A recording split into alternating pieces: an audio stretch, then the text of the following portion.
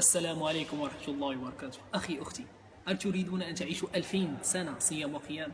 بل 5000 سنة صيام وقيام؟ بل 10,000 سنة صيام وقيام؟ فاسمعوا لهذا الحديث وهو خاص بيوم الجمعة.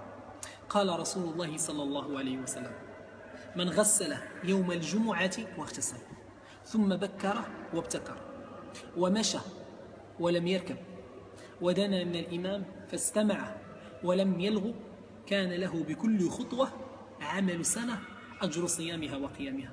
كان له بكل خطوة عمل سنة أجر صيامها وقيامها. والحديث صحيح، رواه أحمد والترمذي وابن ماجه والنسائي وابن حبان وصححه الألباني. وقال أهل العلم: لم نسمع حديثا أكثر أجر من هذا الحديث. وتفسير من غسل يوم الجمعة واغتسل، قال الشيخ العثيمين رحمة الله عليه: من غسل يوم الجمعة واغتسل أي غسل، نظف جسمه، ثم اغتسل كالغسل الأكبر من الجنابة. وقال الشيخ الألباني في تفسير من غسل يوم الجمعة واغتسل رحمة الله عليه أي غسل كالغسل الأكبر يوم الجمعة، ثم أمر زوجته حتى هي بالغسل الأكبر حتى هي يوم الجمعة.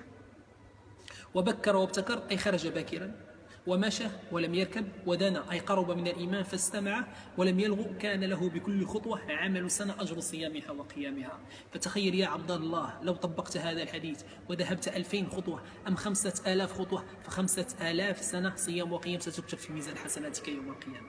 وتخيل لو رجعت كذلك مشيا 5000 أخرى، بل أصبح العدد 10,000 سنة صيام وقيام. وتخيل يا عبد الله الأكثر في ذلك لو نشرته بين الناس، نشرته عبر الواتساب أم عبر اليوتيوب أم بين الناس، فكم لك من الأجر؟ فقد قال رسول الله صلى الله عليه وسلم: خيركم من تعلم شيئا وعلمه. وقال رسول الله صلى الله عليه وسلم: الدال على الخير كفاعله. وقال رسول الله صلى الله عليه وسلم: إذا مات ابن آدم انقطع عمله إلا من 3، ومن بينهم علم ينتفع به. فانشروا هذا الحديث يا أيها الإخوة الكرام، كل يوم الجمعة يكون كأجر كل من طبقه وكل من عمل به. فتخيل لو عمله أناس آخرون وأنت تتزود وأنت لا تدري.